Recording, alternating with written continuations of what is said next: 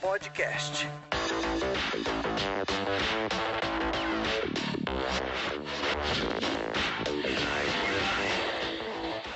Fala pessoal, boa noite. Estamos em mais um TOTOS Developers aqui, mais um podcast.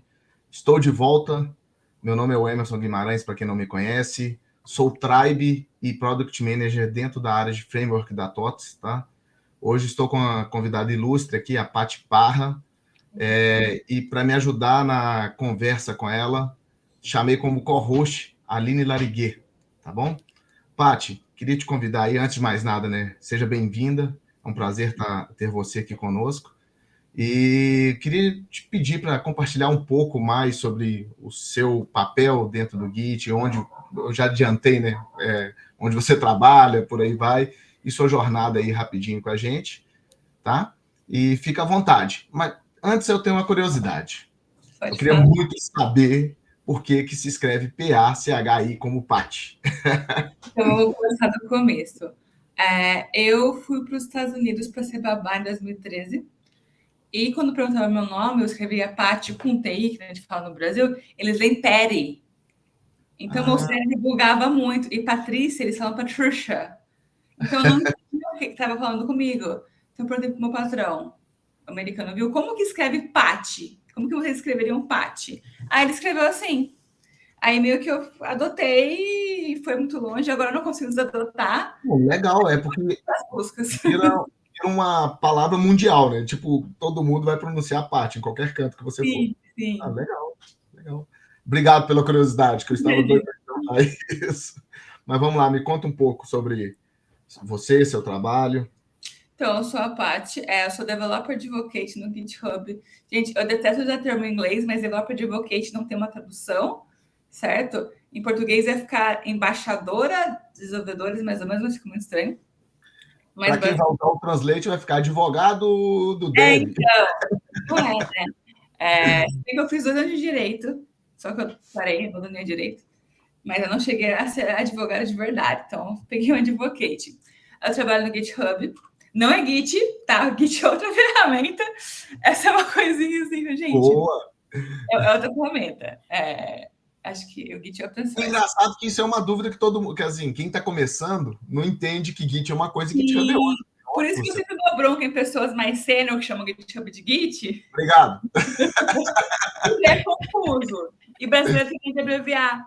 Teve um evento em 2022 que veio umas pessoas de diretoria, umas americanas, e elas participaram de um evento com a gente. E elas ficaram muito confusas, achando que os brasileiros eram mal informados, porque vinha os estudantes e falavam, vocês são do Git? Mas eles sabiam que era GitHub, só que eles abreviavam, entendeu? Aí ficou feio para mim o negócio. Pior, além de brasileiro querer abreviar, eu sou do brasileiro que mais abrevia, que eu sou mineiro. Então, além da abreviação natural que a gente tem, o mineiro abrevia mais. Vira pedido, né? Fala GH, que foi muito Mas enfim, eu trabalho no GitHub, Developer Relations, né? Developer Advocate. Eu sou uma pessoa que eu sou a ponte do GitHub com a comunidade. Ao mesmo tempo que, tipo assim, já vou dar o disclaimer, eu vou falar muito de GitHub, porque tem muito produto e é bom. Só que ao mesmo tempo que eu falo de GitHub, eu treino a comunidade dev sobre as ferramentas do GitHub porque eu usar. Eu também sou aquela pessoa, sei lá, Paty, eu recebo proposta de patrocínio todo dia, certo? Feedback sobre Git, sobre GitHub, sobre material, sobre conteúdo. Então, não é só eu dando conteúdo para vocês sobre o GitHub. É a ponte, entendeu? É um caminho de mão dupla. Tem uma frase que eu gosto muito, que é tipo assim, é como se a empresa me pagasse para servir a comunidade dev. Entendeu? Entendi. Então, até, e no final do dia eu sou dev também, né? Então... legal. Quem vai se aproveitar disso é a Aline, tá? Acredito que muitas pessoas que têm projetos open source devem te abordar para fazer essa ponte também com acesso à comunidade do Git, ou então alguma reclamação, ou parabéns, e por aí vai, né? Aline, vai lá, conta um pouco para a gente aí. Boa, valeu. Bom, pessoal, queria agradecer primeiro por poder estar aqui, né? Sempre um prazer aí estar junto com o TOTOS Developers, então estou muito feliz, muito obrigada aí pelo convite. Eu sou a Aline Lariguet, acho que algumas pessoas podem já me conhecer, né? Eu sou especialista na TOTOS, sou Product Owner do POUI, que é uma lib de componentes open source, né? Então, tem sido uma jornada incrível para mim e tanto para minha equipe. Eu estou na TOTS há 7 anos, eu atuo dentro do setor de framework, né? Então, o meu trabalho é construir soluções que facilitam a vida dos desenvolvedores, que eu acredito que é a maior parte aí do nosso público aqui hoje, né? Mas eu gostei muito, Paty, acho que dá para a gente trocar bastante figurinha aí a respeito do GitHub, nosso projeto está lá, então também a gente consegue dar várias dicas aí de coisas boas para usar. Legal. E vamos dar um match no nosso assunto aqui, no contexto de cada uma, né? A gente vai focar a nossa discussão aqui um pouco mais ali na discussão sobre a importância das ferramentas no dia a dia do dev, né? Desde a concepção, até a entrega, manutenção, entrada em produção, né? Quase que a gente vai fazer um paralelo ali entre as ferramentas que realmente fazem a diferença no dia a dia do dev, tá? Aí, Paty, a gente consegue iniciar uma conversa falando um pouco sobre quais ferramentas você acha mais popular aí na comunidade, como você troca essa ideia, né? Vou falar, troca essa ideia um pouco na gíria aí com os times de dev, com pessoas mais técnicas. Uhum. Bom, como eu falei, eu vou um disclaimer, muito GitHub sendo falado, porque não tem como, né? Além de ser, tipo, o lugar com mais dev do planeta, tem muita ferramenta que as pessoas não conhecem, né? Tem, tipo, você pensa no GitHub, você pensa, é aquele site que eu coloco meu código. Mas tem muita ferramenta útil. Tipo, o nosso GitHub Actions me salva muito para otimizar coisas. Eu tenho até uma actionzinha aqui no meu perfil. Quando eu posto um artigo novo, vai para o meu perfil automaticamente, que é uma coisinha boba, mas se eu não tivesse, eu ia esquecer de atualizar, sabe? O GitHub Projects, que eu organizo toda a minha vida lá. E hoje em dia, gente, tem o assunto que deve, porque, como eu trabalho no GitHub, todo dia na minha cabeça, o Copilot. Todo dia na minha cabeça está o GitHub Copilot, entendeu? E eu comecei a usar, porque, tipo, não adianta temos seu produto, vou falar dele sem usar. Eu comecei a usar, agora não consigo mais desusar, entendeu? É um caminho sem volta. Saiu os agentes de IA, que, nossa, enfim, eu fico todo o dia inteiro aqui conversando com as IAs para codar. Você tocou num ponto muito bom, que são os actions, né? A Aline, o produto que a Aline mexe é open source, igual eu falei, e ela utiliza o GitHub, né? Aline, fala pra gente sobre o contexto aí em cima dos actions ou outras ferramentas do Git que você tem usado. Perfeito. A gente usa o GitHub Actions. A gente usa bastante o GitHub, então o nosso projeto está lá, comunidade ativa, a gente troca bastante ideia, a gente usa o GitHub Discussions, usa o Copilot, algumas pessoas do time já estão mais aderentes, né? Ainda é muito teste, a gente vai testando e vendo o que a gente consegue ter de ganho com isso, mas é muito produtivo, muito legal, ajuda bastante. Que mais que a gente usa de Git? A gente usa o Dependabot, que é para fazer ali uma análise de vulnerabilidade, ele já cria PR para a gente, então é algo que também facilita muito a vida. Tem toda a criação de issues, né, que o pessoal da comunidade vai abrindo. A gente usa o Actions, o GitHub Actions, tanto para o CI quanto para o CD. Então, tem muita coisa que a gente consegue fazer um link ali, e é bem legal, faz parte totalmente, né, do nosso dia a dia. Então, muito legal. Outra coisa que é interessante também, né, Aline, é a integração, porque apesar da TOT ser privada, ela tem o POI como open source, e a gente, como dev, a gente tem que fazer a ponte ali do que a gente tem no GitHub com as demandas internas, que a gente acaba tendo algumas coisas internas ali para interagir com outros barramentos, vamos chamar assim, para a gente não falar nomes. Mas é importante essa integração, entende? É isso mesmo. Então a gente usa o GitHub Actions, aí em algum determinado momento ele starta um processo na Azure DevOps e a gente consegue fazendo toda essa manobra, né? A gente, como o Emerson comentou, a gente tem a libPOI, que é uma lib open source, e a gente tem outros produtos, outras libs, e aí a gente às vezes precisa fazer essa comunicação, precisa levar de um lugar para o outro, mas é tudo muito automatizado e a gente consegue isso com o GitHub Actions, né? É muito legal porque a gente consegue ter acesso a essas ferramentas do GitHub por ser um projeto público, por ser um projeto open source. Então a gente acaba testando e utilizando ferramentas que às vezes outras pessoas que têm projetos privados não têm acesso, né? Então para a gente é muito legal essa parte. Legal, Paty. Me fala um pouco no seu dia a dia interno aí no GitHub com relação a ferramentas de comunicação. Como é que de novo, você deve ser abordado por todo o mundo do GitHub ali, né? Então, como é que você gerencia isso? Qual ferramenta te auxilia nesse? Eu sou uma pessoa simples, eu tenho um Google Docs aberto que eu vou anotando as coisas que vai acontecendo. Mas é muito real, tipo, como eu sou o ponto do Brasil, quando as pessoas descobrem isso, já mandaram mensagem falando, esqueci meu arroba do GitHub. Eu quero assinar o plano Enterprise. Gente, não. Você faz o suporte, Paty, então é isso. Gente, enfim. Sabe a página de ticket? Então você vai lá, entendeu? É o mesmo processo para qualquer todo lugar do mundo. Se no dia do trabalho a gente usa o Slack, a gente não usa o Teams. Graças a Deus. Não, isso que você está falando, só te interrompendo, você falou de novo da Teams. É incrível que, assim, a TOTOS tem uma ferramenta oficial de uso, mas, por exemplo, os times que eu passo, principalmente porque acaba que a gente tem dev da velha guarda, mas a gente tem muito dev novo entrando no mercado. Então, um dos times, por exemplo, que eu comecei a guiá-los, eu aderi o Discord. Quando eu vi que todo mundo era gamer, eu falei assim, cara, e a gente estava num momento 100% remoto. Eu falei, como é que eu vou tangenciar, trazer esse pessoal para o meu lado utilizando? O Discord, para mim, foi a solução, porque eu criei as salas de texto, mas as salas de áudio eu criei como sala presencial, como se a gente estivesse um do lado do outro. Então, pluguei todo mundo ali, todo mundo com o microfonezinho fechado, sem vídeo, e virou uma coisa que a gente conseguiu ter uma interação mais forte. E sabe que tem um segundo benefício, né? Porque a pessoa não pode jogar no meio do expediente, senão aparece lá. Pois é, né? Mas não era para falar, Paty. E outra, por exemplo, a pessoa vai responder pelo celular. Tem um Discord aí, dá lá que está respondendo pelo celular. A gente tem vários. Tá ouvindo música, tá ocioso, a gente consegue ver também, né? Então tem várias integrações legais. E olha só que legal, a gente fez uma integração com o próprio Git, de que a gente colocou um webhook, que quando a gente faz algum PR, tem um canal só de PR no Discord.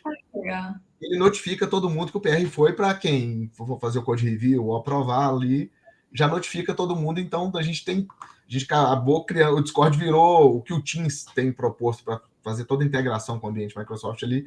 A gente acabou fazendo isso com conexões, entendeu? Então isso facilitou muito. Bom, legal adaptar.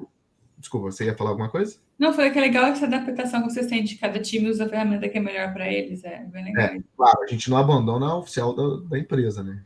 Acaba que dentro do time ali a gente consegue se virar. Agora, voltando naquilo que você até mesmo citou ali, né, sobre Git e GitHub. O que você dá dica, por exemplo, para o pessoal começar a entender essas siglas, né, essas palavras que a gente, quando está no início de carreira, a gente começa a ter tanta sigla, tanta abreviação de falas e tudo que... Você quer ver uma que eu sofri muito no início lá atrás? Falar SQL em inglês. Entende? Até eu descobri que SQL, numa reunião, era SQL. Até hoje sai uns SQL também. Exatamente. Não, né? Acho que é muita coisa, é muito termo e é fácil confundir, né? Então, é sempre legal quando a gente consegue esclarecer para as pessoas, porque aí todo mundo fica na mesma página, né? Todo mundo fica alinhado, facilita a comunicação, né? Por isso que eu posso abrasileirar, não abrasileirar, né, para facilitar a compreensão. Às vezes não dá, porque ainda não, né? Na nossa área, muita coisa é em inglês e fica difícil traduzir. A gente gosta também de gourmetizar, né? Quem fala reunião de dia, tudo é opacal. Mas... Quando a palavra cai em dito popular, acabou, vira gourmet e todo mundo usa. Já vi sendo usada fora de contexto. Chega a esse ponto. Entrou, né, tipo, no vocabulário, tem expandido, a gente não sabe nem de onde que veio, né? Mas... E vem cá. Desculpa, pode continuar. A gente adapta. Mas quando a gente fala de GitHub, né, todo mundo pensa logo no mundo open source, né? E igual você falou, tem muita gente que eu quero aderir ao plano pago, essas coisas. Mas o que você vê de realmente da figura do open source dentro da comunidade? O open source é tudo, né? Nossa, eu comecei a programar lá no começo, foi open source. E tem várias vertentes que eu trabalho fazendo open source. Primeira, ainda mais no mercado que a gente está tão competitivo, se você tem um projeto open source, se você contribui com open source, e você está como começo de carreira, você consegue uma experiência prática que você não teria, entendeu? Porque é um projeto real. Tudo aquele Gitflow. Eu não sei vocês, mas eu não fiz faculdade, só que eu converso muito com estudantes, e a maioria das faculdades não ensina essa parte, tipo, de como fazer um PR, que é uma coisa que a gente usa muito no dia a dia do trabalho. Então, por que a faculdade não ensina? Não sei, a crítica social aí.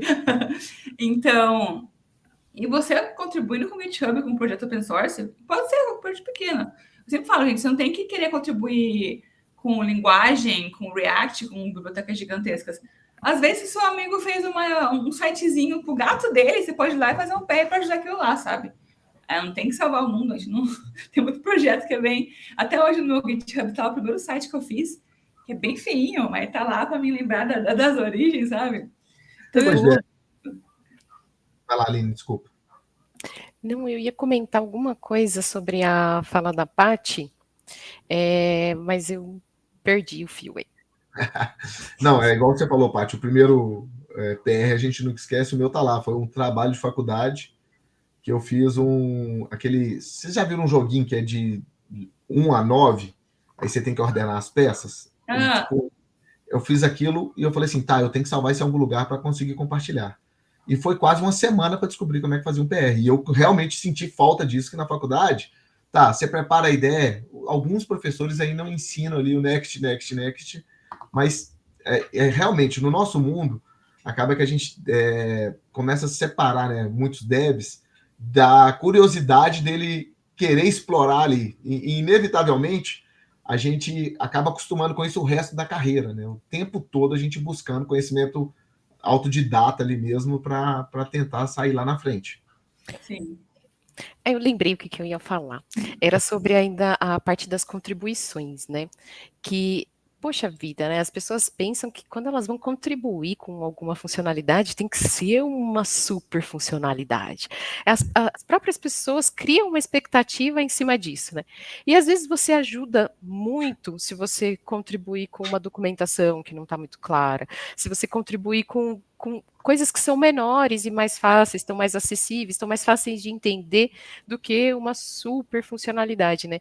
Então, acho que vale também abrir a mente para esse ponto. Poxa, o que eu posso contribuir? Às vezes eu contribuo com um exemplo a mais, eu contribuo com um ajuste de documentação. Tem várias coisas que a gente pode buscar também, contribuir. Não colocar uma barreira logo de cara de, putz, é muito complicado aquilo ali. Até se você usa uma ferramenta, aí tem algum bug desse feature, você abre uma issue para dar essa ideia ou compartilhar esse erro, é uma contribuição válida, entendeu? Então... Exato. E até outras pessoas podem pegar essa issue e falar, poxa, eu tenho esse mesmo problema, deixa eu corrigir aqui. Né? Então, é colaborativo mesmo. A ideia é cada um colaborar, nem que seja com um pedacinho, com uma parte. Você não precisa colaborar com uma super funcionalidade. Aline, legal. A Paty falou que ela é super simplória ali no dia a dia dela, ali com o bloco de notas e tal. E no caso, você como PO e Dev, qual ferramenta que você acha indispensável aí para o seu dia a dia? Ou ferramentas, né? Olha, então, eu uso bastante as ferramentas que já são internas da TOTUS, né? Então a gente usa Gira, mas eu indico, hoje principalmente, acho que no meu dia a dia é uma ferramenta de planejamento, como a gente pode controlar as solicitações, as demandas e conseguir transmitir isso para os clientes, né? Quando que eu vou entregar tal coisa, quando que eu vou fazer. Então, hoje é mais um issue tracker da minha vida, né? No caso do GitHub tem o Projects, que também já usei, tá? Então é bem legal também, a gente consegue fazer vários links e várias automações ali. Mas hoje é mais isso, eu uso várias ferramentas no meu dia a dia, mas eu confesso que o caderninho, o lápis, a borracha, fica aqui do meu ladinho. Eu tenho a conta no Notion, muito legal, a gente consegue se organizar bem com as coisas lá. Miro para coisas mais visuais também é muito legal. FigJam, a gente tem várias outras ferramentas que a gente pode usar, né? Mas realmente acho que no meu dia a dia o que faz mais falta para mim se eu não tiver é um caderninho, um lápis, a borracha aqui do meu lado. Mas fora isso, né, a gente usa muito o GitHub, a gente usa tanto para entender o que está aparecendo, o pessoal está notificando algum bug, alguma manutenção, a gente tira as dúvidas pelo Discord, a gente usa outros canais também para tirar dúvidas, né? Então a gente tem Meet, a gente tem Telegram. Inclusive, o pessoal do Telegram, um grupo grande também, muito legal, o pessoal interage bastante. O próprio GitHub Discussions, que eu já comentei. A gente tem o Discord, tem vários canais. Inclusive, a gente tem uma issue no próprio GitHub para falar dos nossos canais de comunicação. Eu não sei se vocês repararam, mas eu uso muito a Alexa. Minha Alexa, ela me avisa o tempo todo das minhas agendas, que eu conectei. Quem dera se eu conseguisse codar hoje igual eu codava no passado, mas não, muita reunião. Então ela me avisa o tempo todo. Agora há pouco aqui, não sei se vocês ouviram, ela deu uma vazada aqui. Então, essa é a sua ferramenta mais utilizada, né? Mais utilizada, porque assim, até notas mesmo e minhas agendas, tudo, ela sabe mais que eu, obviamente, que ela acaba me lembrando o tempo todo. Então, mas assim, outra ferramenta no Windows que eu uso é o Notas do Windows. Eu comecei a usar porque, como eu logo sempre com a minha conta, pode formatar o que for o computador, que quando eu sincronizo a conta dentro no Windows, ele já volta tudo, eu não perco nada. Acho maravilhoso aquelas notinhas ali, e ele evoluiu muito, então você pode fechar, some tudo, depois abre. E outra coisa, que acaba que assim, como eu também, Paty, aqui dentro eu converso muito com muita gente. Minha área é muito cross. Então eu converso com, no mínimo, as 3 linhas de RP da TOTS. Então eu tô falando de Proteus, DataSul, RM, que são os maiores RPs. Então, às vezes eu estou conversando o mesmo assunto com várias pessoas diferentes, e às vezes vou mandar um print, aquela coisa, o Windows V, que é agora o histórico de Ctrl+C do Windows, vou te falar que é uma coisa que eu não fico sem. Você já viu isso, Paty? Não, isso não vi. Quantas vezes você já teve que dar Ctrl+C em tipo um texto picado e teve que colar? Ele não, você vai dar Ctrl+C, Ctrl+C, Ctrl+C, na hora que você dá o Windows V, ele te dá todo o histórico dos seus Ctrl+C sequenciais. Meu Deus, mudou minha vida agora. E o melhor, até print que você dá, ele fica o histórico do Ctrl+C do print. Legal. Então, isso para mim é uma ferramenta que e ainda uso ferramentas antigas, que é o DevTools do próprio Windows, com Ctrl aspas ali, ele dá zoom em apresentações, essas coisas. Então, como eu acabo muito apresentando, falando demais no dia a dia, eu preciso dessa ferramenta ali. Não, eu falo. O pessoal costuma falar que eu tenho que segurar, senão eu saio falando demais. Mas muito legal, né? Tem várias ferramentas no nosso dia a dia que às vezes não tem tanto a ver com o desenvolvimento, mas que facilitam e ajudam muito na produtividade, né? Você estava falando do Windows V, e uma que acho que foi você, inclusive, que me mostrou, Emerson, que é simplesmente você ver todas as guias que estão abertas no Chrome. Isso para mim é muito importante. Eu deixo 400 milhões de guias abertas. Você conseguiu ganhar de mim. Ela conseguiu ganhar de mim. Eu achava que eu tinha muita aba aberta. Tá? Ela conseguiu, assim. Muita aba aberta. Me dá ansiedade, entendeu? Me dá ansiedade. Você vai fechando? Você fecha? Você mantém tudo fechado? O meu limite é assim, ó, é umas 5 abas, entendeu? Mas já começa a tremer a mãozinha dos olhos, entendeu? Mas eu tenho uma guia de, como chama? Um monte de bookmark. Boa. Não, meu bookmarks é quase um Windows Explorer. Aí eu começo a categorizar as abas pelo seguinte: o que eu vou ter que olhar essa semana, e o que não vai, eu tenho um outro plugin que eu pego, ele transforma os links em um bloco de notas dentro do navegador para eu ir lá e saber que aquela aba estava aberta, que ele não consome memória. Então eu tenho essas um gerenciamento aí, né, das abas, dos links, né? Muito bom. Exatamente. E Aline, vamos fazer apesar de ser seu produto ser uma lib, né? Como é que sua lib traz produtividade para o dev? Bom ponto, né? Exato, a gente estava falando, poxa, quais as ferramentas que são indispensáveis para o dia a dia? Do desenvolvimento front-end, o que eu acho que é indispensável é uma lib de componentes UI. Porque, beleza, a gente pode construir os componentes na mão, a gente pode lá, o HTML já dá para a gente o básico, a gente pode estilizar e a gente pode ir avançando nisso.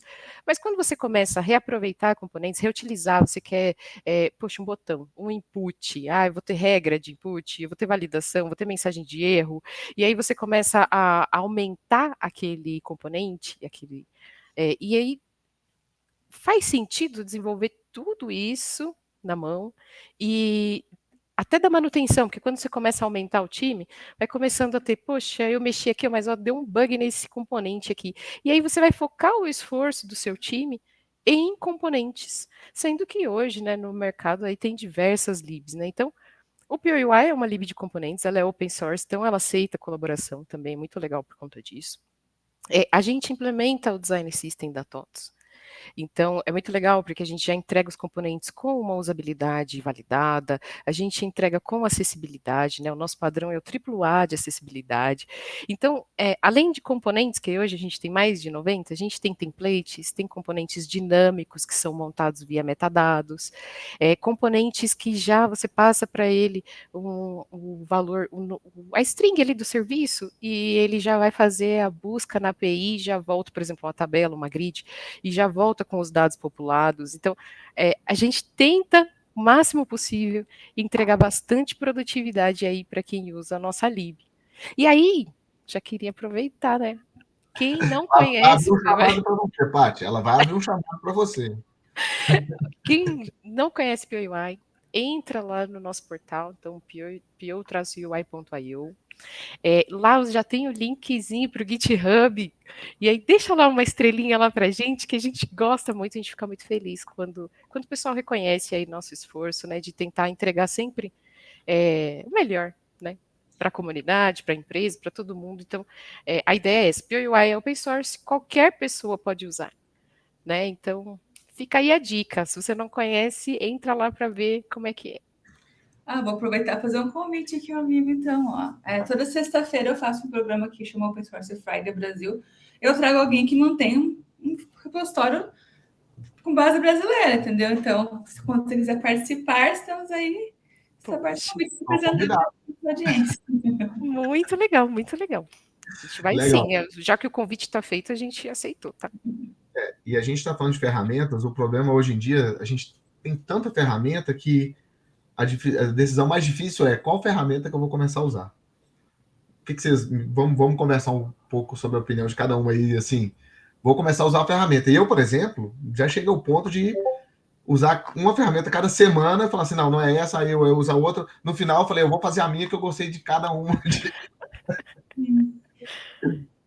Eu já cheguei a começar com uma ferramenta nova, só que no meio deu preguiça e falar, não, vou lá usar que eu sei, que eu já estou acostumada, entendeu? Mas eu acho que depende muito de qual que é o objetivo do projeto, né? Se você quer uma coisa... Eu já cheguei a começar projeto com ferramenta que eu não conhecia, porque eu queria aprender, entendeu? Então, se você tem um tempo, certo? Aí talvez valha a pena você aprender uma coisa nova para você aplicar. Mas se você quiser a praticidade, a confiança, o que você sabe que vai dar certo, entendeu? Vamos usar o que você já sabe usar, né?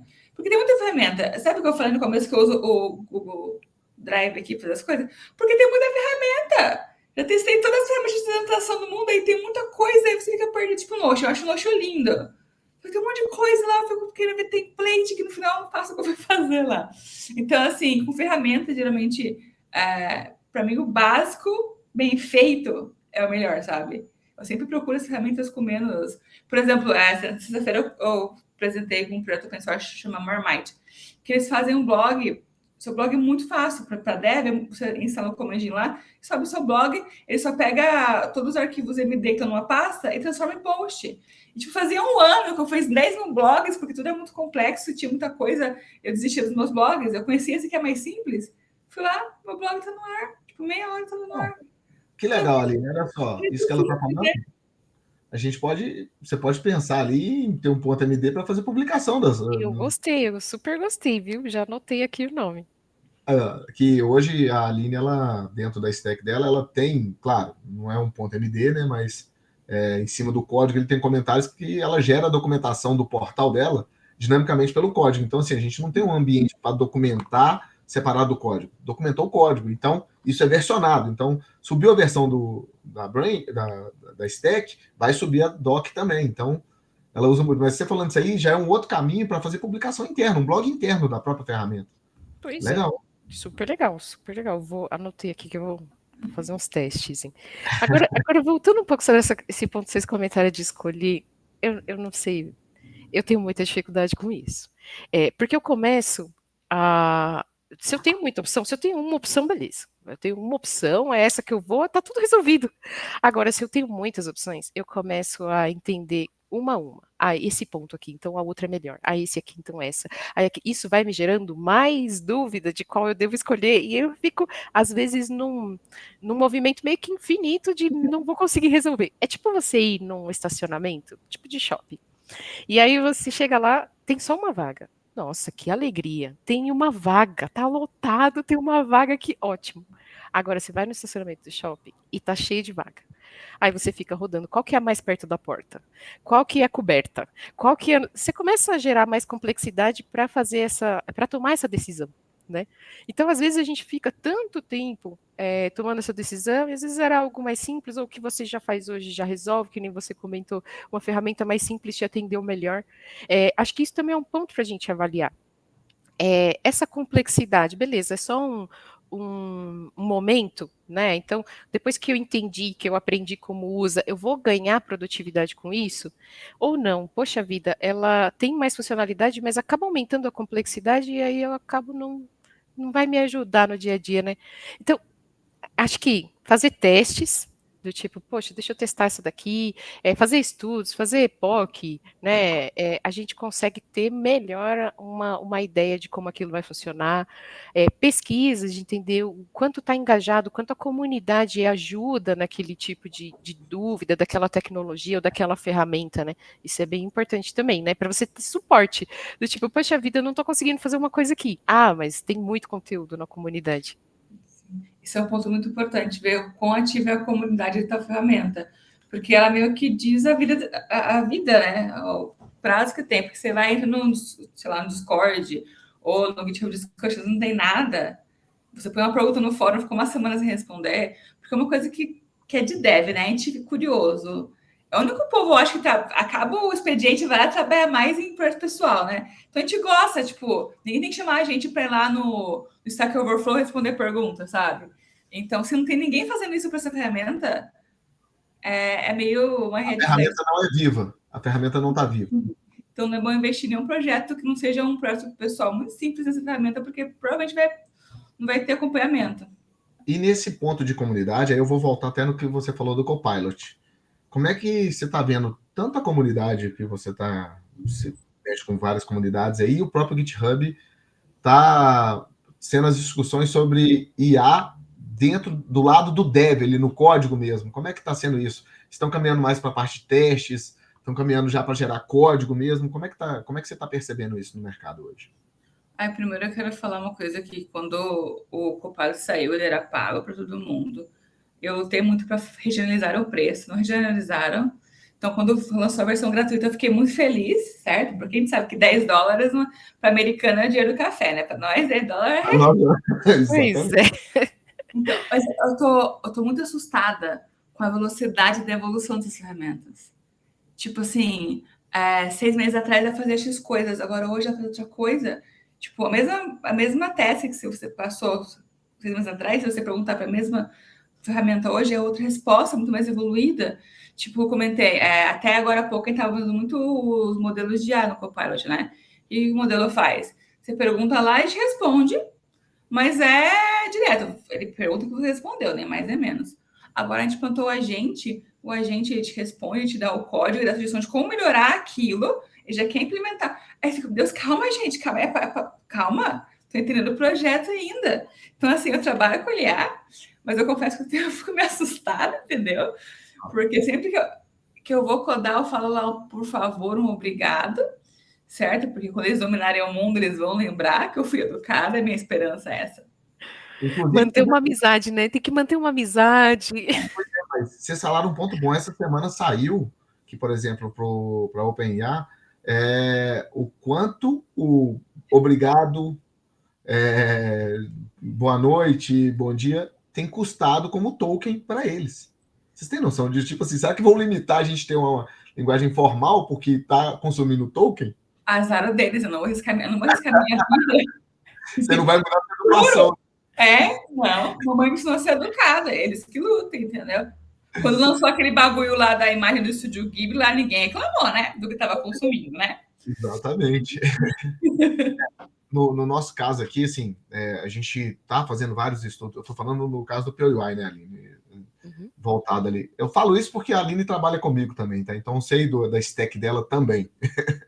A gente está focado aí agora no estudo de IA, tanto para otimizar quando a gente pega do UX ali, né, a prototipação, quanto a parte de testes, que para a gente otimizar o tempo do dev de não ficar fazendo aquela coisa braçal no início ali, realmente a gente fazer o que a nossa arte do ser humano ainda manda. Que tá...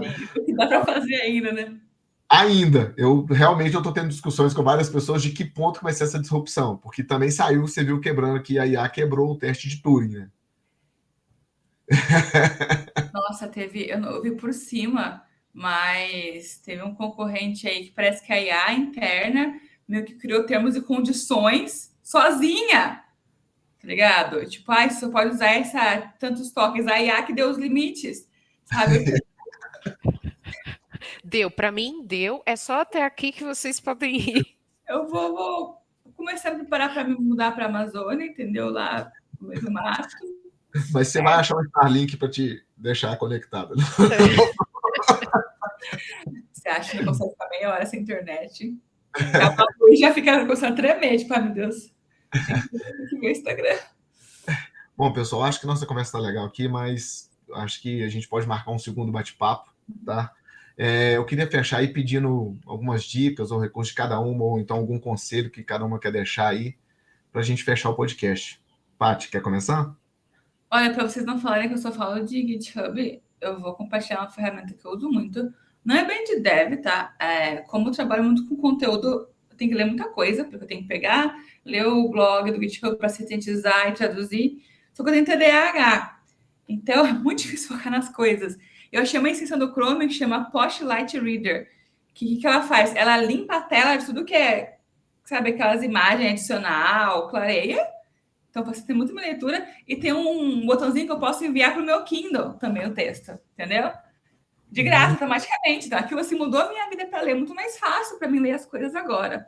Tá? Então, essa é a minha recomendação de ferramenta para vocês, que não tem nada a ver com o GitHub, se bem que é open source e tá no GitHub, mas não é assim que eu achei essa ferramenta.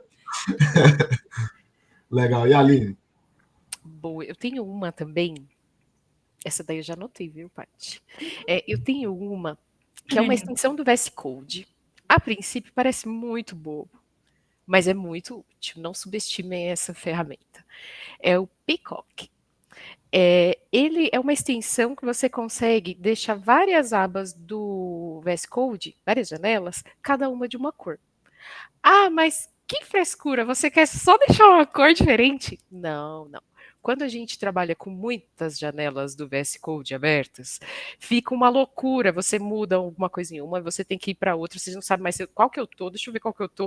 Ah, escrevi certo, escrevi, não era na outra. Isso aí deixa a gente maluco. Então, você ter cada janela com uma cor, e você consegue fazer várias configurações avançadas nessa extensão, para do tipo, ele identificar a linguagem e pintar de uma cor específica. Então, tem muita coisa interessante aí, você consegue ver de acordo com a cor, o que é, se esse daqui é CSS, esse daqui é Angular, esse daqui é...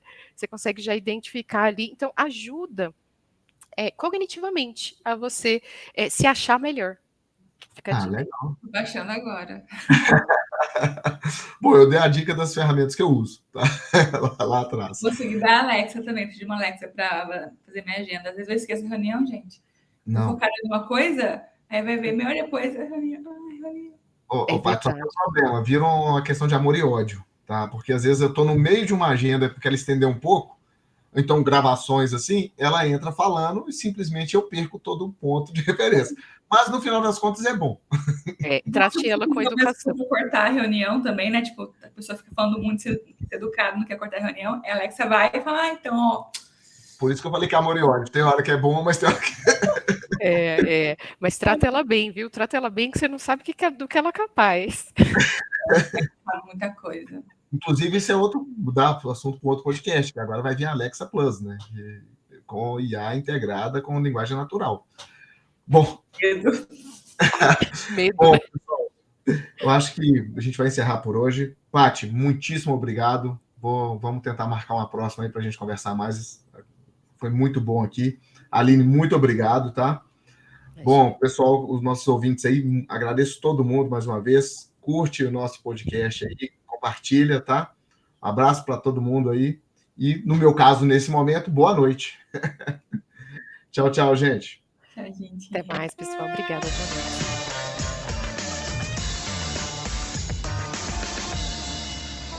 Boa noite. Podcast.